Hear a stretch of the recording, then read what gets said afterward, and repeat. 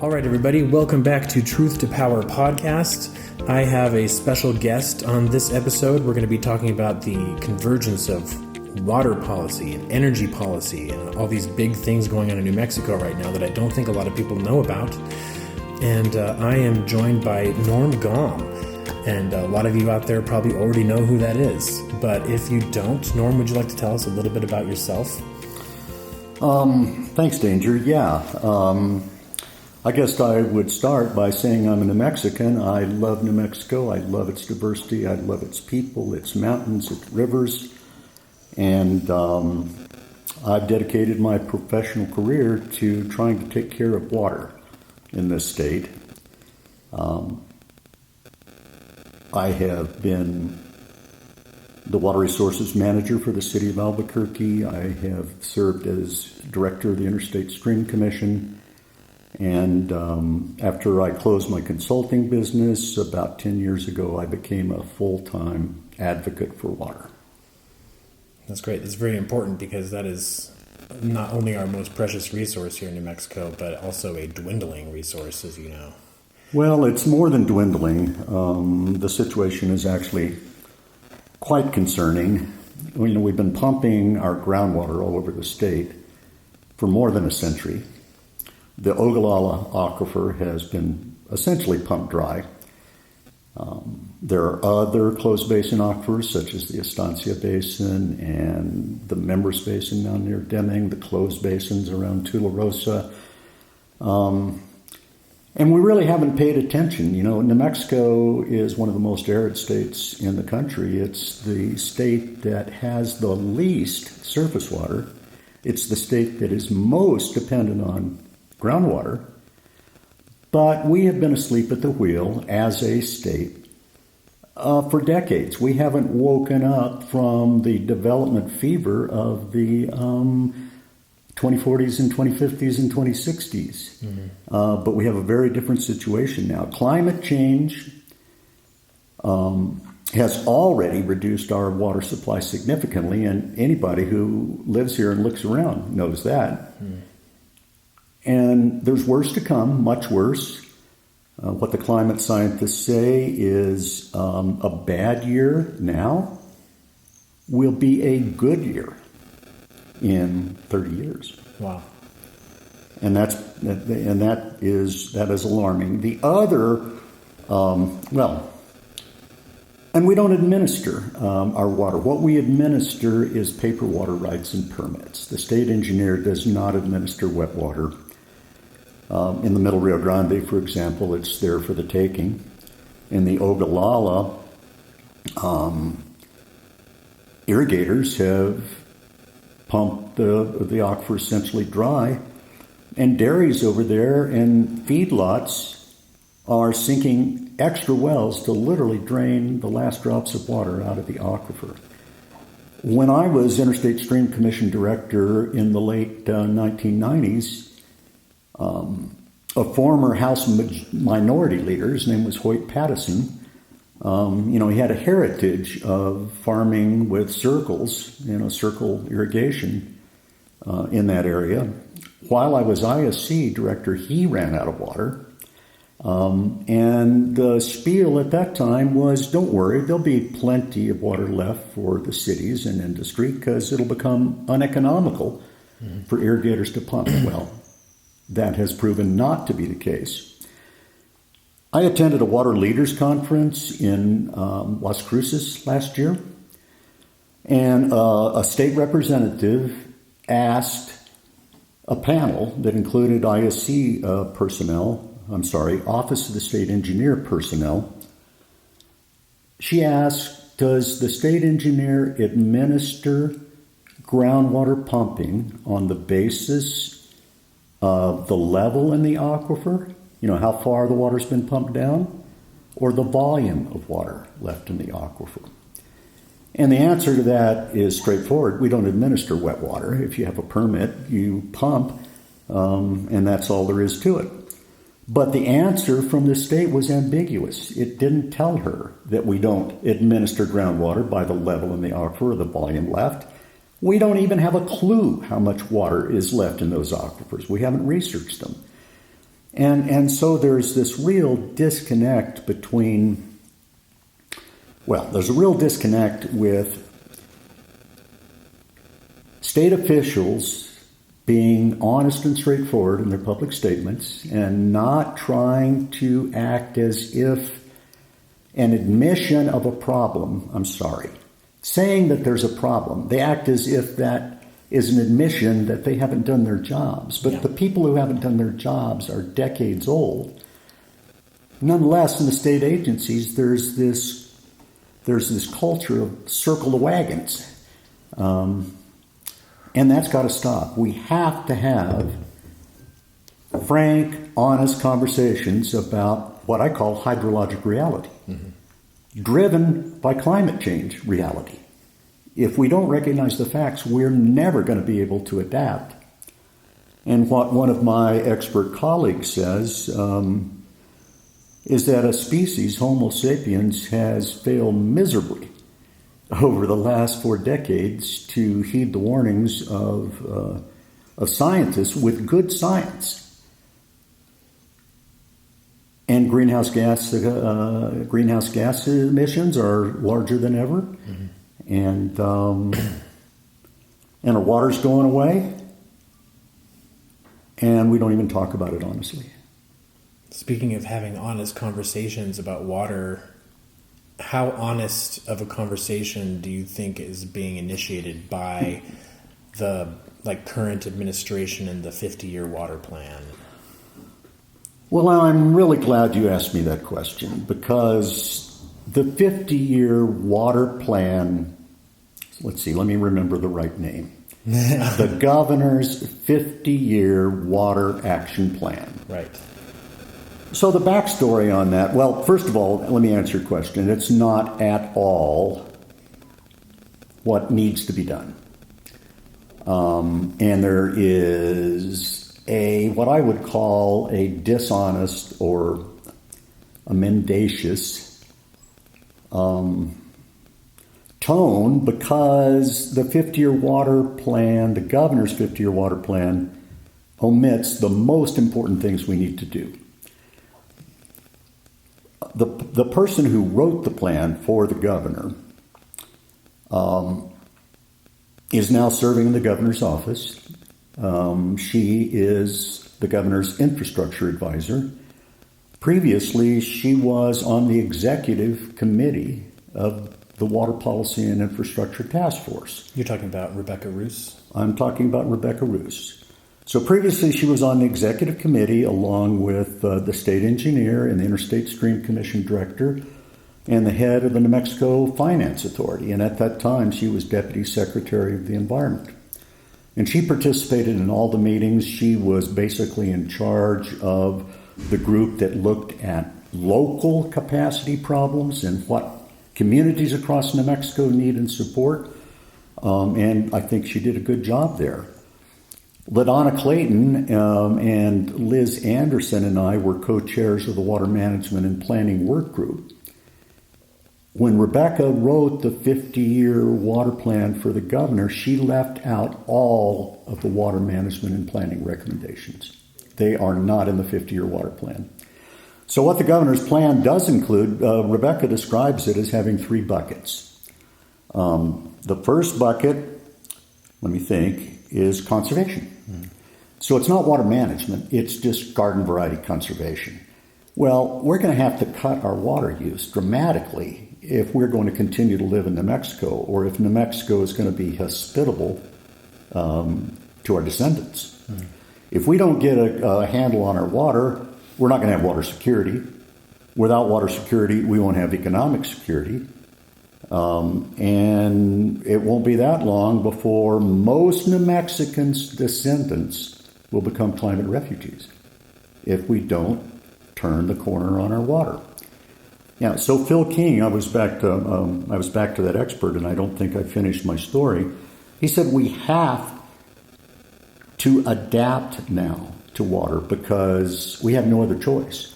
A long time ago, climate activists were saying, no, we can't deal with adaptation, which is accepting that we have adverse effects and adjusting our systems to live within that.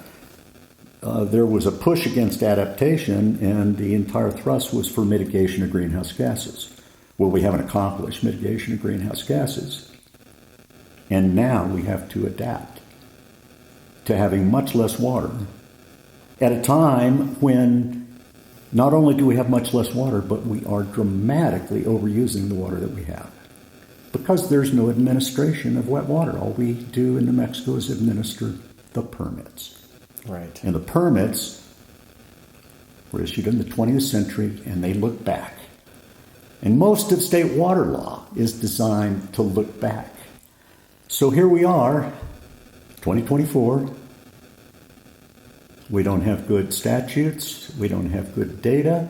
We don't administer water.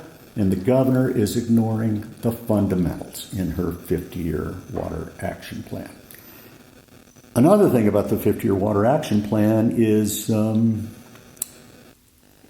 she put that and a lot of other really good stuff about water in a campaign platform that she published a week before she was elected in 2018. And she's done almost nothing of that. The 50-year water plan was in there. And there's a history that I won't go into it, but I won't bore you with the details. But the bottom line is the Interstate Stream Commission professionals prepared numerous versions of the 50-year water plan for the governor. Apparently, she said, "Bring me a plan." And there wasn't much more detail. Well, the governor didn't like any of the various plans that the professionals produced. And so when Rebecca Roos went over to the governor's office, she wrote the plan. And she betrayed the task force in doing so. And you were talking about these buckets, and the first one being conservation. First bucket is conservation. The second bucket is new water. Right. And that's what gets so bad. Because new water, so-called new water, reuse, it's reuse of fracking water after it's been treated, it's desalination, it's capturing storm flows, it's things that sound good, but they're almost impossible to do. I mean, they're really, really difficult. But nonetheless, new water is her theme as opposed to taking care of the water that we have. And then the third bucket is, what is the third bucket? Geez. I'm sorry, I don't remember it right now. It's all right, because I think the major focus of what's been going on right now is this nefarious second bucket. Right, and I think that that's really the theme for the rest of our discussion here. Right. I kind of got the feeling about the 50-year water plan that was really just a delivery method for this new water idea. Like, they padded it with all these things, supposedly common sense things. Well, we'll do conservation and we'll do these things. And, but the focus is this almost blatantly Chevron sponsored like new water idea. And currently, a lot of our listeners might not notice, but there is a pending hearing at the Water Quality Control Commission where they are considering a new rule proposed by our own New Mexico Environmental Department that would allow for changes to our just rules around water that basically would allow for this so-called quote-unquote produced water, which is radioactive, toxic fracking waste. Yeah, I don't, produced water is part of the disinformation campaign by oil and gas. They started with natural gas. Right. And then it's produced water. Instead of the term that Texas uses in its statutes, they call it fluid oil and gas waste. I think fracking waste is a good shorthand for it. And, produced water theoretically includes the wastewater from conventional wells. But in New Mexico, it's all fracking. People talk in California. I mean, they say that, well, look, they're using produced water and they're using produced water in Wyoming and California. But you get down to the facts. California doesn't allow fracking waste. They allow produced water that isn't salty and I don't know the details, to be used in some irrigation, but they prohibit the reuse of fracking waste. And in other places where they talk about produced water being successfully used, it's not oil and gas produced water, it's coal bed methane. Coal bed produced water from dewatering coal seams. Very, very different. And the facts are very confusing, and our challenge is to bridge the very detailed stuff that I've spent my career in. And sometimes it's hard for me to put things in lay language. But we have poisons in this waste that oil and gas is literally denying that they put in there, but it's clear that they do. PFAS is the prime example right now. Right. The recently appointed CEO and president of the New Mexico Oil and Gas Association recently published 2 guest editorials, one in the Carlsbad paper and then a couple of days later in the Albuquerque Journal. And she basically said that, yeah, PFAS is a problem, but it's not a problem caused by oil and gas. Well, what she didn't say, and she said they don't use it, but that's just a flat-out lie. Because Physicians for Social Responsibility produced a researched report, complete with all of the references and footnotes and things, that basically says produced water is so toxic it can't be used, and that it has. Oh, I'm sorry. The theme was that the oil and gas companies were secretly using trade secret chemicals, and they're allowed to keep them trade secrets. Right. And they're using thousands of pounds of PFAS in fracking. And for those who aren't familiar with PFAS, it is a forever chemical. It doesn't break down. It has really bad health effects. And it's so toxic that if you put 1.5 ounces of the regulated PFAS chemicals into 100,000 acre-feet of water, 100,000 acre-feet of water is the amount of water that Albuquerque uses in a year. Wow. So 1.5 ounces of PFAS in that amount of water would pollute it to the level that EPA says that it would not meet their new standard. Wow. And we have, PFAS is ubiquitous now, ubiquitous, and it's not illegal yet. And there's PFAS in our rivers even. Hopefully it's not oil and gas PFAS yet, but the whole idea of treating produced water that is radioactive, has all of these trade secret poisons in it, is incredibly salty, so salty that you have to distill it. That takes a lot of heat. Yeah. Heat is energy. Production of energy causes carbon emissions. So even if you could clean up this produced water, and to do so would take in a big factory that would provide treatment for, say, an industrial plant, the New Mexico Environment Department technical testimony in the hearing, in writing, said that they would have to co-locate a gas-fired power plant to run the treatment facility to provide water for the industrial use. Right. It's just outrageous. There would still be a solid byproduct that is radioactive, toxic, and will have to be disposed of. Well, maybe the radioactive element, I'm beginning to think that it's going to be the Achilles heel. It's going to be super difficult for oil and gas to deal with. Some of the most productive formations in the Permian Basin, the underground formations that they're fracking to get the oil out of, are known nationally for radioactivity. And it's radium that has accumulated and been concentrated in the same formations that hold the oil and gas.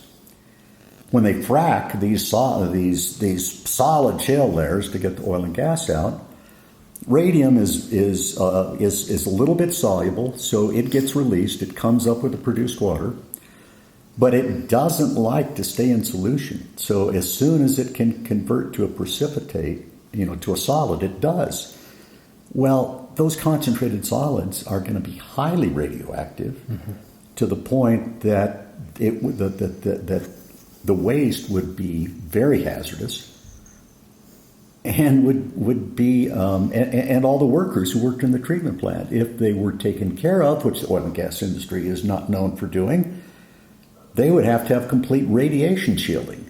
Right. All the pipes in the treatment plant would get coated on the inside with a scale that would have all the radium in it. Or when you have to desalinate this extremely salty water, it's 10 to 20% salt by weight. Wow. So you take a pound of water, take 0.2 of a pound out of it, add 0.2 of a pound of salt, stir it up, and that's the salinity of produced water. That's considerably saltier than ocean water. Really salty. It's 6-7 times salty. Well, between 3 and 6 times as salty as ocean water. Wow. In order to get the salt out, you first have to get all of the scale-forming chemicals out of the water. And this is known as hardness. It's calcium and magnesium. It's, if you have hard water, it's what coats your fixtures, right. And, you have to continuously clean or it just builds up. Well, all of those scale-forming materials have to come out, and the radium will come out with them.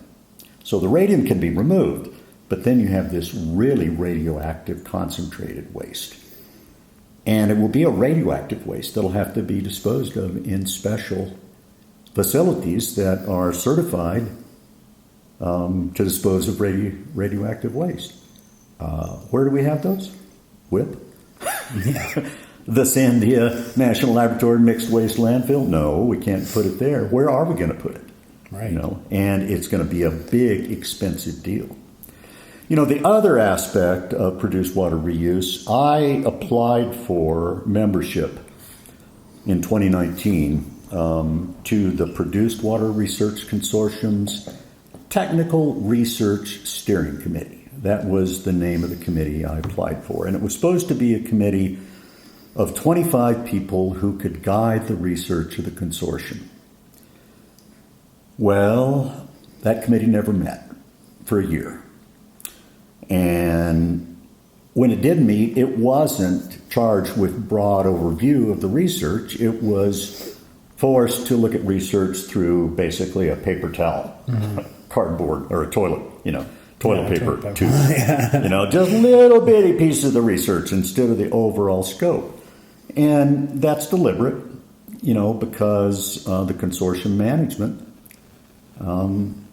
knows that if they do straight up research, it's going to be bad for them. Right. And one of the things that came out in the hearing, Danger, was Mike Hightower, who is the manager, the director of the Produced Water Research Consortium, and I should go back and maybe explain what that is. But he's the guy who's in charge of the research and in charge of all the efforts and all the pilot testing and the databases and the website and everything.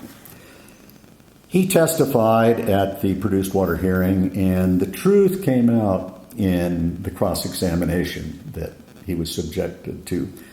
When you testify in a hearing, it's not like giving a speech. Yeah. You have to stand for cross-examination.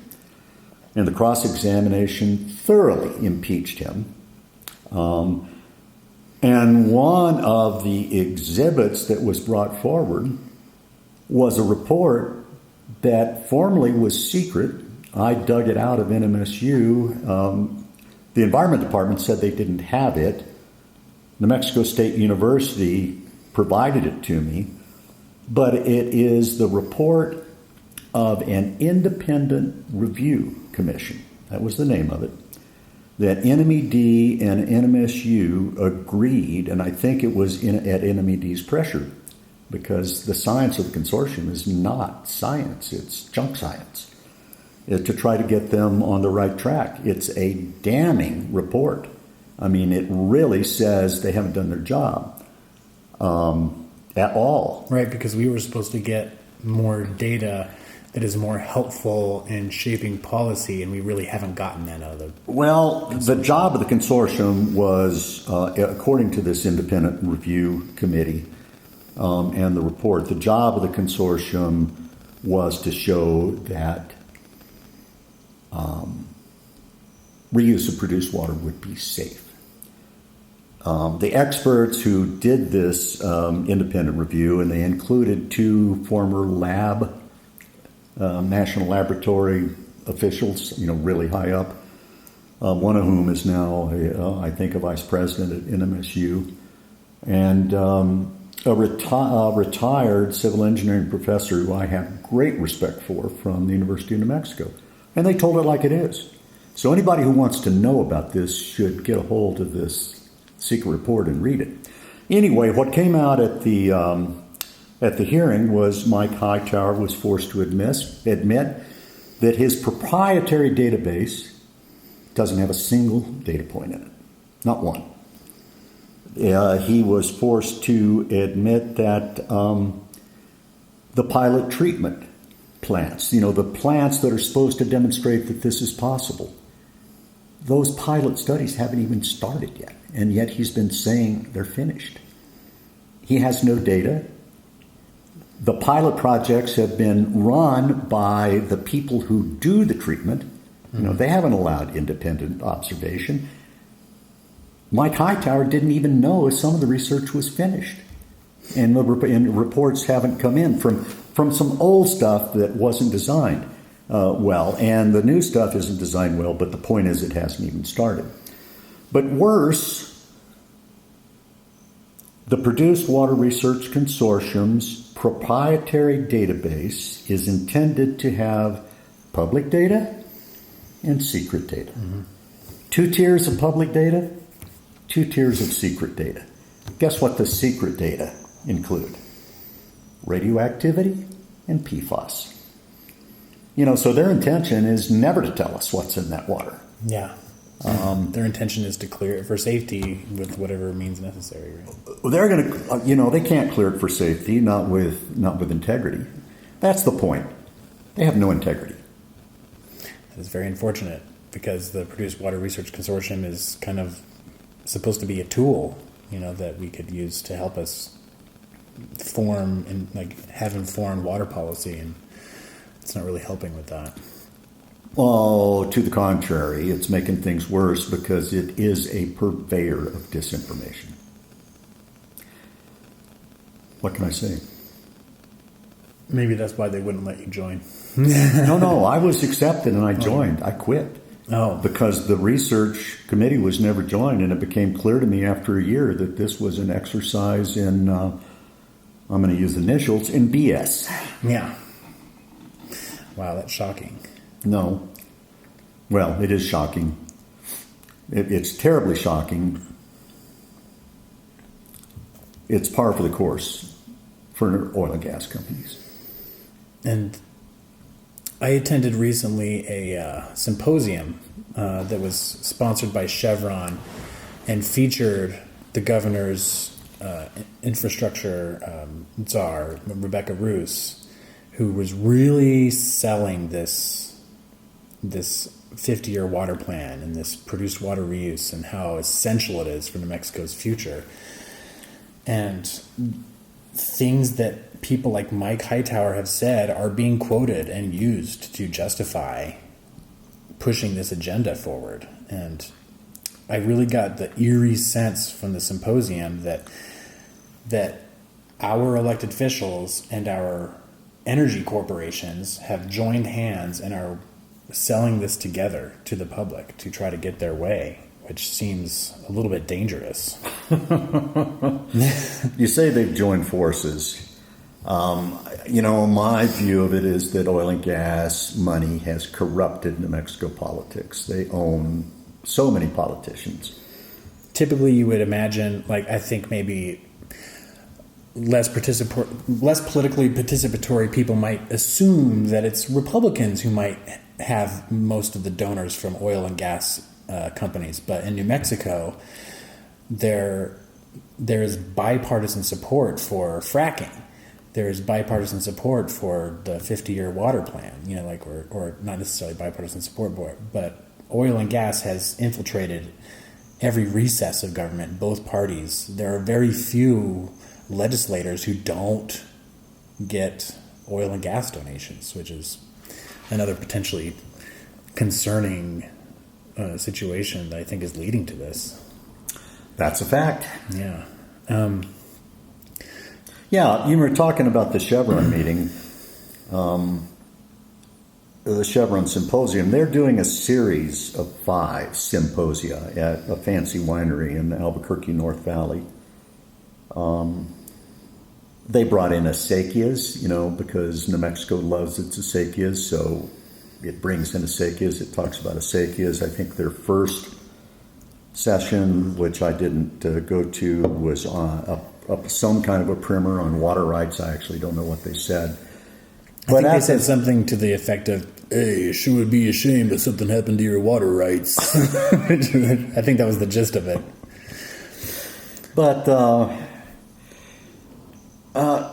the Chevron employee, who is obviously a PR guy, and I think he's associated with the Chevron molybdenum mine up at Cuesta on the Red River, he started the meeting by saying that New Mexico should not view water as a scarce resource.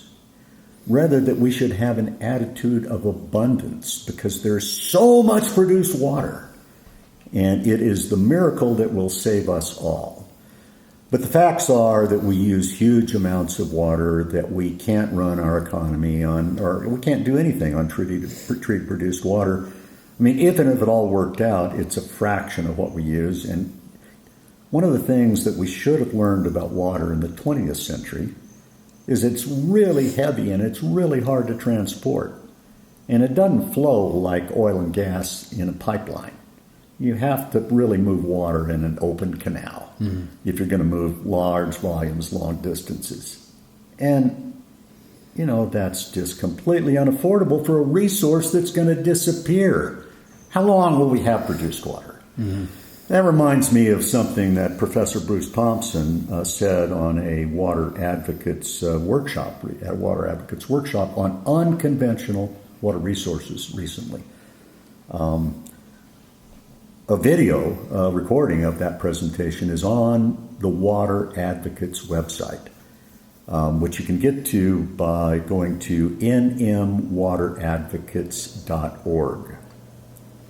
Anyway, what Professor Thompson had to say is that he reported on a number of things, but they included a proposal by a developer to build another city the size of Rio Rancho using Rio Puerco groundwater. That was known to be salty, but the idea was that they could clean it up and use it.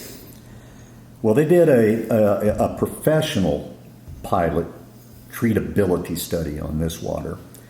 I happen to know that the engineer who works for a consultant, reputable company, reputable engineer, said privately is that this was the water from hell. It was extremely corrosive, radioactive, hot, under high pressure. They couldn't keep it in the well once they had drilled it. They had big spills. They couldn't treat it because it was so corrosive.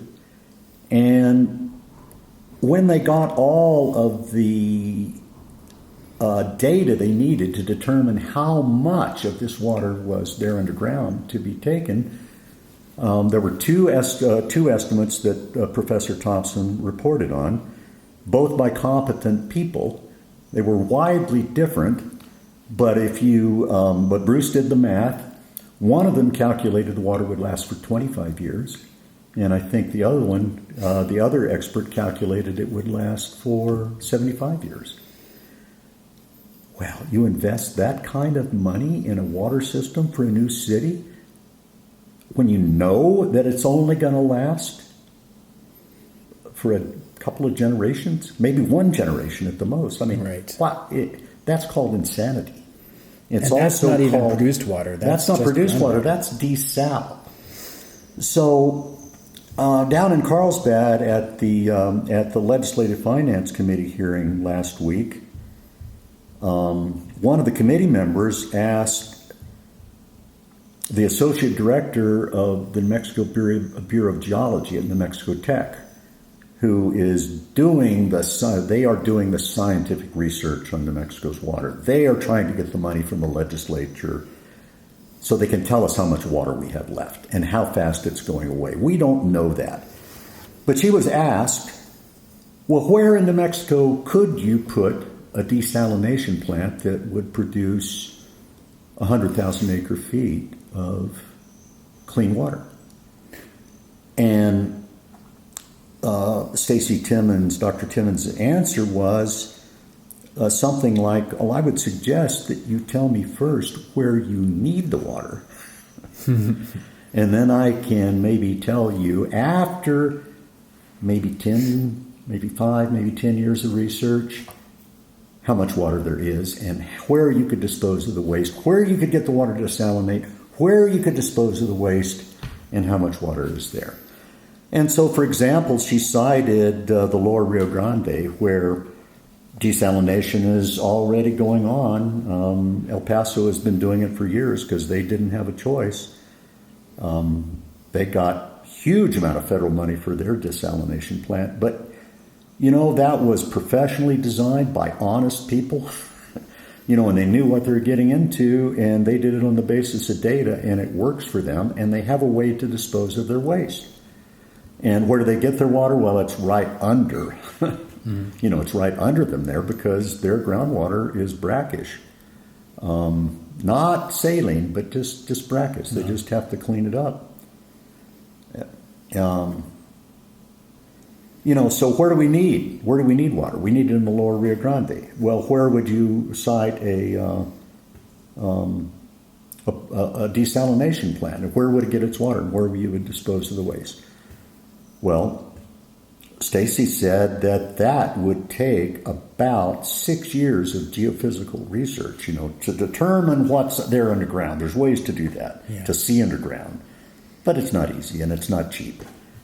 And so if we really wanted to do desal, instead of saying, let's put desal down right now somewhere, we don't know where the water's coming from, we don't know where we're going to dispose of the waste, but we heard about it in Dubai at the International Panel Climate Change meeting, and so it's good for New Mexico. Well, it's not good for New Mexico. It's like the data's not in, the science isn't in, but they want to slap it on a lunchbox and sell it. The data are not in. We know less about our brackish water aquifers than we do about our freshwater aquifers, and we don't know how much water is left and how fast we're using it. So Dr. Timmons' suggestion is if they wanted to be serious about desalination, tell the Bureau of Geology where. And where do you need water? Where do you have to have water supply and you can't get fresh water? And then invest in the research. And it's very expensive. And at the best in New Mexico, it's probably only going to provide a few percent, 2 or 3% of our water, desal. And I think that produced water, because all the produced water in New Mexico is fracking waste, I don't think it can be safely treated and reused. I think it is outrageously expensive. The treatment has never been demonstrated on New Mexico water. Never. They haven't done the pilot studies. They don't have any data. And yet the governor wants to move right now to industrial use without oversight. I mean, the lack of oversight, it just boggles my mind. Where are maybe is the most exposure we get to produced water? Well, it's in the handling of it by the oil and gas operators. They spill it willy-nilly. Yeah. And they're not held accountable for that. The regulators made it illegal several years ago, but that didn't change a dang thing. We previously tried to get a bill passed in 2021 to make it illegal, The testimony from the Oil Conservation Division, which is the regulator within the oil field, resisted that. In fact, they lobbied against it, and then they passed a rule making it illegal, and then they ignored their own rule. They don't enforce it. We talked to employees in the the Oil Conservation Division at the state. These are the regulators. And one of the things that they told us is enforcement never comes up through the ranks. In other words, it's never data-driven. It always comes down from the top, which means it's political. Mm-hmm. There may be, and they have enforced on people who don't report their spills. But if you report a spill and you scrape a little dirt up and you haul it to a landfill somewhere, that's good to go. No accountability. So now we're going to have produced water trucks running all over the state, or how do we get the produced water to the treatment plants where the industries are? Right. And all of the spills are in transportation. The law says the Environment Department shall regulate the storage, treatment, and reuse of produced water. I mean, there's a long list of the things, storage, handling, everything. And it hasn't produced those regulations. And yet the same Environment Department is now saying, and this is coming from the governor and from Secretary Kinney. Secretary Kinney is absolutely a purveyor of disinformation. I have not heard him say one honest thing about produced water in the last 6 months. And they're trying to bulldoze this through politically when it is dangerous and unsafe, and in my mind, stupid. It's not going to be economical. So, how much does treatment of produced water, how much is it likely to cost? The research consortium says $1 a barrel. So that's $1 for 42 gallons.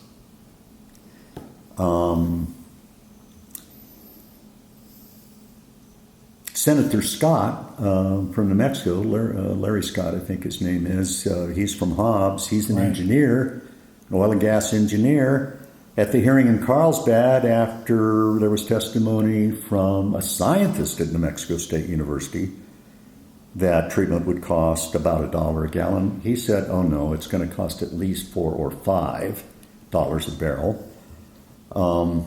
And most people who know about it think it will cost $10 a barrel. Well, just to give you an example, you remember the governor proposed a $500 million strategic water supply initiative, right, to guarantee to companies that treated water that they would have a market for that water. In other words, they wouldn't have a business risk. The state would take that business risk on. If they succeeded. Well, I don't even know if they succeeded. I don't know the details of that. But let's see, where was I going with that? The cost of produced water, I believe. Oh, yeah. So if produced water costs $2 a barrel, and it's going to cost at least $4 or $5 and maybe $10, that $500 million, by my recollection, I did the calculation some time ago, would pay for 30,000 acre feet of produced water one time. Wow. So $500 million, market guarantee for 3 times the amount of water that Santa Fe uses in a year. $500 million. That's the new water they want. That's the new water. It. That's the deal. And they're not even counting the cost of the carbon and the cost of the energy. Mm-hmm. Mike Hightower, when he was the Produced Water Research Consortium director, wasn't that long ago that he was saying that the oil and gas companies could use waste gas, that they're now flaring, to provide energy to desalinate the water. Mm-hmm. So, mitigation of greenhouse gases doesn't appear to be on this administration, this state administration's agenda. It's very revealing that it really, even though they're calling it like this new water, that the low volumes expected to be available, even if they got their way, it's very revealing that it really isn't about creating any sort of new or renewable water source. It's more about seemingly bailing out oil and gas from their own pollution. Well, the fact is that the oil and gas industry has run out of cheap places to dispose of their produced water. And now that those cheap places have basically been filled up, these are the formations that were easy to get to. It's not that they run out of places, they run out of the easiest places. So they're thinking, well, what's next? We really want to discharge this stuff to the Pecos River. And so that's their number one objective, is to discharge it to the Pecos River. And the other thing, the other disposal mechanism is effectively disposal by reuse. Look, we have all this water. We'll treat it for you. You can trust us. We'll do a good job. We always do, right? All you have to do is come get it. Yeah. And we don't have enough money.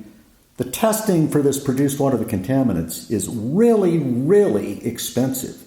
So we're not going to do that much testing. We can't afford to. But don't worry, it's safe. That's the scheme that they're trying to foist on New Mexicans.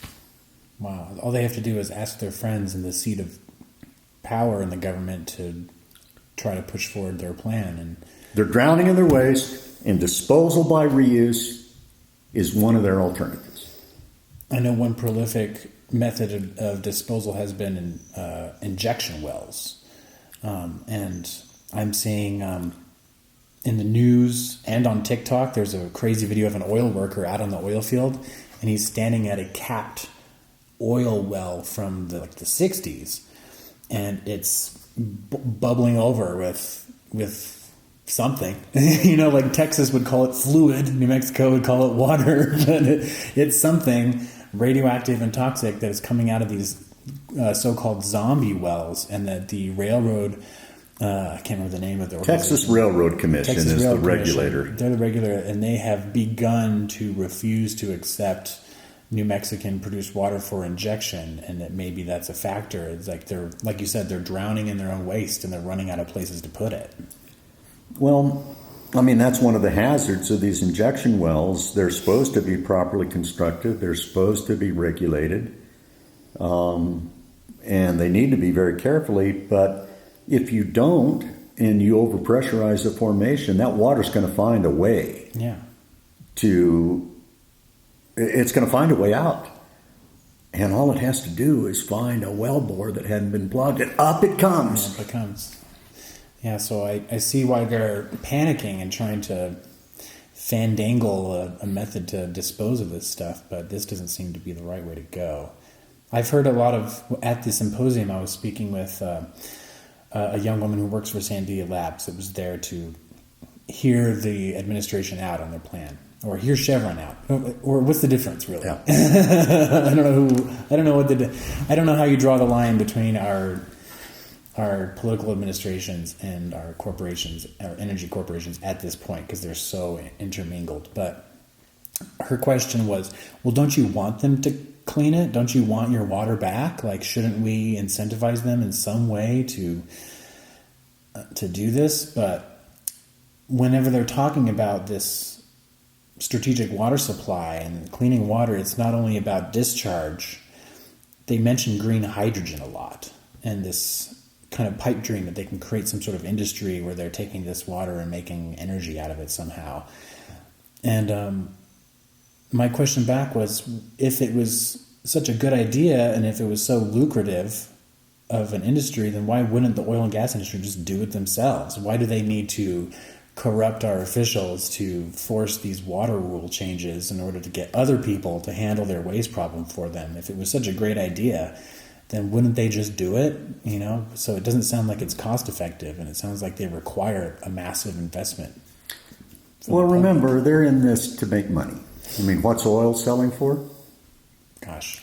$80 a barrel now? I don't know, 90, something like that. In the Permian Basin, they get 4 or 5 barrels of produced water coming out of the well. Produced water, here we go. They get 4 or 5 barrels of fracking waste out of the well along with oil. And if it costs $5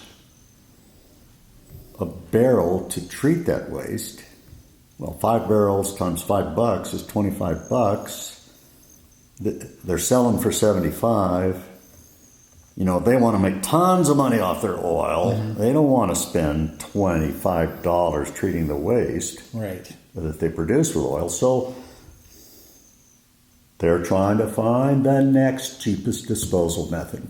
Now, one of the things that should really alarm people, you know, I learned more, frankly, in the men's room at the Produced Water Research Consortium meetings than I did, in the sessions. It was really interesting being there.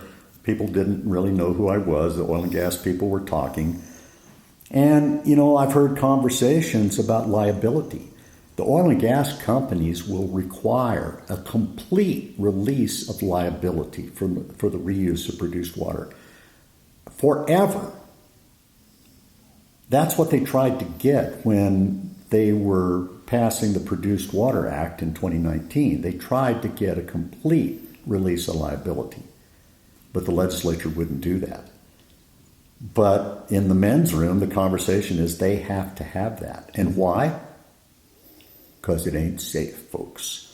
And even if they clean it up, they don't know what else is left in it, maybe, or how toxic it is. I mean, one of the topics of the testimony in Carlsbad to the Legislative Finance Committee's Water Subcommittee was all of these unknown compounds. They know they're there because they can see them on modern chemical scans. They don't know what they are. They don't know how toxic they are. You know, and they're using these toxicity tests that were designed for discharge to rivers. And maybe they can clean up the produced water so they can keep a water fly alive in it for 24 hours. But that doesn't say anything about the chronic effects, the bioaccumulation. One of the topics of testimony at the Carlsbad hearing was with regard to the unknown toxins in fracking waste. And the toxins include those trade secret chemicals that are used in fracking, the secret brews, trade secrets that are full of PFAS and all kinds of other nasty stuff. I mean, really, really nasty stuff. And then all these chemicals that have been created over the eons while this water was in contact with the oil and gas in these formations. So, I mean, it's really nasty stuff. There's no standards. There's no analytical methods. We don't have names for the chemicals, no toxicity information. And yet the Produced Water Research Consortium pretends like using standards that apply to normal drinking water out of rivers or water that you would treat to drink that comes out of a river can be used to measure the acceptability of fracking waste. And there's like 1,000 chemicals, and they found 400 in New Mexico. And it just goes on and on. But the bottom line is we really don't know what's going on because of the dishonesty. We really don't know. The oil and gas companies will tell you that they're drowning in their own fluid oil and gas waste, and they'll give you all of the quantity information, how much volume there is you want. But guess what? The quality of their fracking waste is a trade secret to them. They don't report their radioactivity. They want their water to be mixed with all the other water, and then they'll measure the mixed water because they don't want anybody to know that the radioactivity is coming from a particular well or a particular well field. And, I mean, I've tried numerous ways to illustrate how this is a fundamentally dishonest process corrupted by oil and gas money. We can't trust it. We can't trust the people who are doing the work. And what's most egregious, I referenced this independent review committee report. That was issued at the end of 2022. It comes to light after I start doing research, and I find a reference somewhere on the web that this independent review committee was formed and that they had to do a report. So I start looking for the report. Report's nowhere to be found. Send an inspection of public records request to NMED. They take longer than the deadline to reply on those kinds of requests. Mm-hmm. And then they say they've searched diligently and don't have a copy. I asked for one document, and 17 days later they say they don't have it. This document was produced because of NMED complaints to NMSU. What do you mean you don't have a copy? Right. Okay. So I asked NMSU, I asked them in the first sentence of my letter, do I correctly perceive a cover-up? The general counsel had the document to me right away. But it is damning. And it literally says that if the Produced Water Research Consortium is to achieve its mission of showing that it can be safe to reuse produced water, that the management is going to have to change. Interesting. They'll find someone else who can make it happen for them. Well, okay, so the existing management, that's Mike Hightower. Mm-hmm.